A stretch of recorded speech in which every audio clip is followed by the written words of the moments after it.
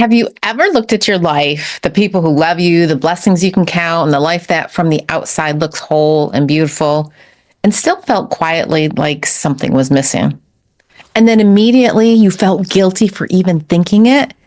If you've ever told yourself, I should be happy, I shouldn't feel this way, or other people have it worse, this episode is for you. Welcome to Divine Angelic Guidance, formerly Angels Adoption and Ancestors. Same soul, same community, just a name that better reflects what we're actually doing here. Because divine angelic guidance isn't just about seeing signs or receiving messages from the angels. It's about something deeper. It's spiritual psychology. It's the mindset work, the soul work, the deep inner excavation of who you are beneath the roles, the roots, the stories that you have inherited. It's examining your pain and your triggers and your patterns, and not to fix yourself, but to understand yourself. And the angels, they're not separate from that work. They're woven through it. They guide us through. They help us move through your mind, our body, our physical pain, our suffering, our joys, our celebrations with light, with ease, with divine support. This space honors all paths of connection, healing, and family, grounding ourselves in sacred teachings as we are anchored in ancient roots, ready to rise from the soil of our past. I'm Michelle Irene Stupski, here to guide you through stories, insights, and spiritual practices that will help you heal and rediscover your true belonging. Spiritual psychology plus angelic guidance equals the lightened path through the deepest soul work. That's what we explore here. I'm Michelle Irene Stupski. I'm a certified spiritual life coach, and this is a space for connection and belonging with the divine, with family in all its forms, and with the parts of you that learn to silence your truth in the name of spirituality. If this conversation resonates with you, take a moment to follow the show, and if someone comes to mind while you're listening, share this episode with them.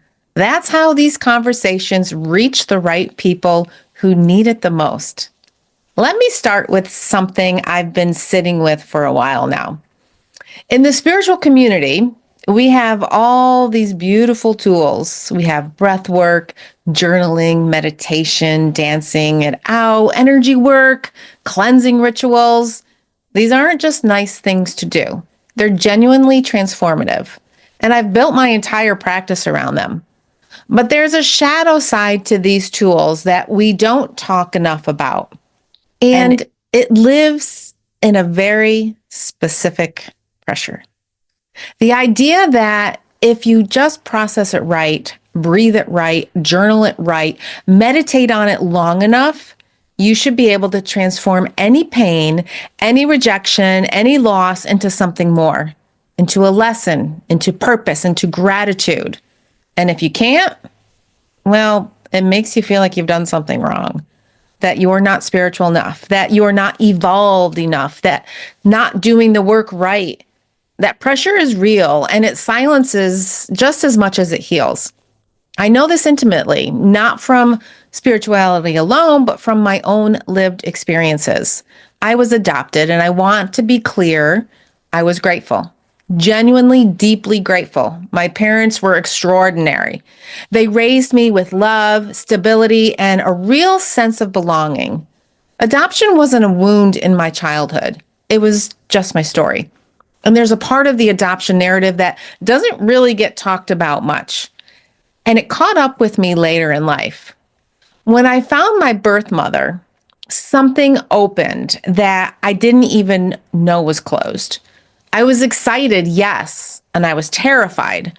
I saw someone who had my handwriting, my mannerisms, my face for the first time. I could see myself reflected in another human being in a way I never had before.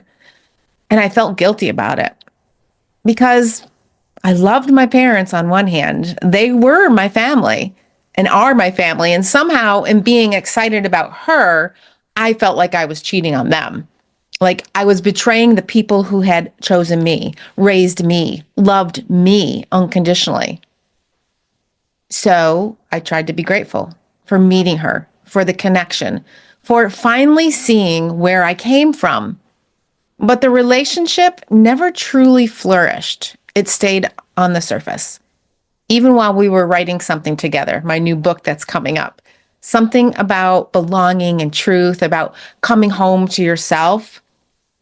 She could only talk about the good. only the grateful. She couldn't go to places where it hurt. And I understood why, because I had done the same thing for years. And then she passed last November, Adoptee Awareness Month of all months. And I was left holding something I didn't know how to name.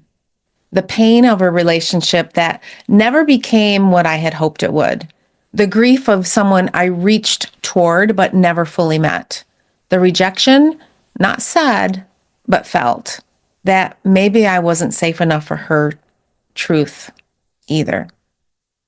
Here's what I realize now. The spiritual community taught me to transform that pain into a lesson, to be grateful for what it taught me, to see it as a gift, to meditate on it, journal through it, breathe it into something higher. And those tools, they're real, they work, but when we use them to bypass honest emotion instead of process it, we're not healing. We're silencing. We're doing the same thing my birth mother did, the same thing I did for years, performing gratitude instead of feeling truth. You're not supposed to journal your way out of grief. You're supposed to journal through it. You're not supposed to meditate away anger. You're supposed to sit with it long enough to hear what it's trying to tell you. And you're definitely not supposed to be grateful for rejection just because you have a spiritual practice. The moment I stopped trying to be spiritually grateful and allowed myself to be emotionally honest, what I felt wasn't shame, it was relief. Because truth, even painful truth, is lighter than the performance of gratitude. If you've been carrying guilt, a quiet guilt, because you can't seem to transform your pain into a lesson, if you've been wondering what's wrong with your spiritual practice because you still hurt, if you're exhausted from trying to stay high vibe in situations that actually broke your heart, I want you to know something. Spiritual practice is not about transcending your humanity. It's about honoring it. The angels don't ask us to choose between joy and sorrow. They hold space for both. They see your pain as sacred, not as something to fix or transform or be grateful for. And just as something that matters, your truth matters, your grief matters, your anger matters, the parts of you that can't seem to find the silver lining, they matter too. You don't have to perform spirituality. You don't have to be high vibe about heartbreak. You don't have to find gratitude for rejection. What you should do is be honest with yourself first. And then, if you're brave enough with the people around you, that's the real spiritual practice, not the tools, the truth. And here's what I want to leave you with today. Gratitude is one of the most powerful tools we have. And like any powerful tool, it matters how we use it. The next time you reach for gratitude, whether it's in your own inner work or how you speak to someone else, or maybe even how you speak to yourself, ask yourself this. Am I using this to deepen truth, or am I using this to avoid it? Am I wielding gratitude in service of wholeness, mine and theirs? Or am I using it to bypass what actually needs to be felt? Because gratitude, when used consciously and intentionally, becomes a force for the greater good. It becomes that bridge to understanding. It becomes a tool for healing, not just for ourselves, but for everyone we touch. That's the real work of spiritual psychology, guided by divine light. So thank you for being here, for listening, for being willing to sit in the uncomfortable places where spirituality and honesty collide. If this episode landed for you, if this episode resonated with you, I'm so glad you found this space. And if something shifted or softened or finally made sense, share it with someone who needs permission to stop performing. Because connection happens through truth. not through positivity.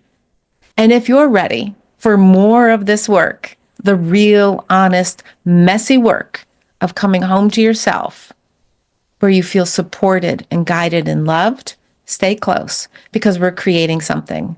This is your invitation to come home to your soul self and create the life your spirit has always dreamed of.